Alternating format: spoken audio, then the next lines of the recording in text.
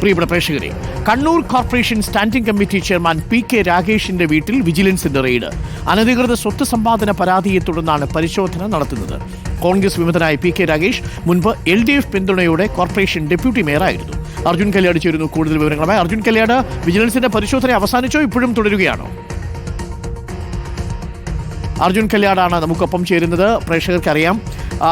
അർജുൻ ചേരുന്നുണ്ട്. അർജുൻ, പരിശോധന അവസാനിച്ചോ അതോ ഇപ്പോഴും വിജിലൻസ് പരിശോധന തുടരുകയാണോ?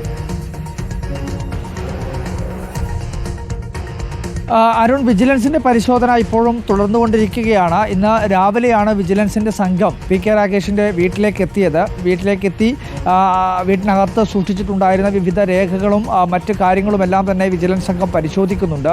ഇതുമായി ബന്ധപ്പെട്ടുകൊണ്ട് PK രാഗേഷിന്റെ നേരത്തെ തന്നെ വിജിലൻസിൽ അനധികൃത സ്വത്ത് സമ്പാദനവുമായി ബന്ധപ്പെട്ടുകൊണ്ടുള്ള പരാതി ഉണ്ടായിരുന്നു. അതിൻ്റെ ഭാഗമായിട്ടുള്ള പരിശോധനയാണ് നടക്കുന്നത് എന്നുള്ള കാര്യം നമുക്ക് മനസ്സിലാക്കാൻ വേണ്ടി കഴിഞ്ഞിട്ടുണ്ട്.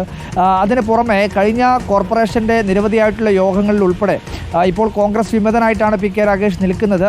അതിന് പുറമെ തന്നെ CPM-വുമായി അകന്നു നിൽക്കുകയാണ്. കഴിഞ്ഞ ഭരണസമിതിയുടെ കാലത്താണ് LDF-ന്റെ പിന്തുണയോടുകൂടി PK രാഗേഷ് ഡെപ്യൂട്ടി മേയറായി ഉണ്ടായിട്ടുണ്ടായിരുന്നത്.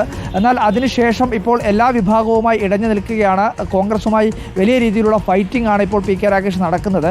കഴിഞ്ഞ ദിവസം കോർപ്പറേഷൻ്റെ യോഗത്തിൽ ഉൾപ്പെടെ മുൻ മേയർ TO മോഹനെതിരെ ഗുരുതരമായിട്ടുള്ള ചില അഴിമതി ആരോപണങ്ങളെല്ലാം തന്നെ ഈ PK രാഗേഷ് ഉന്നയിച്ചിരുന്നു. ചില തെളിവുകൾ സഹിതം രേഖകൾ സഹിതം എല്ലാ കാര്യങ്ങളും ഈ പറയുന്ന രാഗേഷ് കോർപ്പറേഷൻ്റെ കൗൺസിൽ യോഗത്തിൽ ഉന്നയിക്കുകയും ചെയ്തിരുന്നു. അതിന് പിന്നാലെ വിജിലൻസിലും മേയർക്കെതിരെ അന്വേഷണമെല്ലാം നടക്കുന്നൊരു സാഹചര്യമുണ്ടായിരുന്നു. ആ രേഖകൾ ഉൾപ്പെടെ കണ്ടെത്തുക എന്നുള്ള ഉദ്ദേശം ഇതിൻ്റെ ഭാഗമായിട്ടുണ്ട് എന്നുള്ളതാണ് മനസ്സിലാക്കാൻ വേണ്ടി കഴിയുന്നത്. എന്തായാലും ഇപ്പോൾ പരിശോധന തുടർന്നുകൊണ്ടിരിക്കുകയാണ്. അനധികൃത സ്വത്ത് സമ്പാദനവുമായി ബന്ധപ്പെട്ടുകൊണ്ടുള്ള പരാതിയിലാണ് ഈ രാഗേഷിൻ്റെ വീട്ടിൽ പരിശോധന നടത്തുന്നത്. എന്നാൽ ഇതുമായി ബന്ധപ്പെട്ടുകൊണ്ട് വിജിലൻസിൻ്റെ മുന്നിലുള്ള മറ്റു ചില അഴിമതി കേസുകളുമായി PK രാഗേഷ് ഉയർത്തിയിട്ടുള്ള ആരോപണങ്ങൾ, വിജിലൻസിൻ്റെ ശ്രദ്ധയിൽ തന്നെയുള്ള മറ്റ് കോർപ്പറേഷനുമായി ബന്ധപ്പെട്ടുള്ള അഴിമതികൾ, അതിൻ്റെ രേഖകളെല്ലാം തന്നെ ഇതിൻ്റെ ഭാഗമായി കണ്ടെത്തുക എന്നുള്ള ഉദ്ദേശം കൂടി വിജിലൻസിനുണ്ട് എന്നുള്ളതാണ് മനസ്സിലാക്കുന്നത്.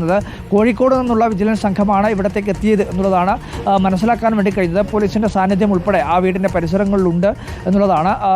ഇതിന് പുറമെ കണ്ണൂർ കോർപ്പറേഷൻ്റെ ഓഫീസിലും വിജിലൻസിൻ്റെ സംഘം എത്തി എന്നുള്ള ചില സൂചനകളും നമുക്ക് ലഭിക്കുന്നുണ്ട്. അരുൺ.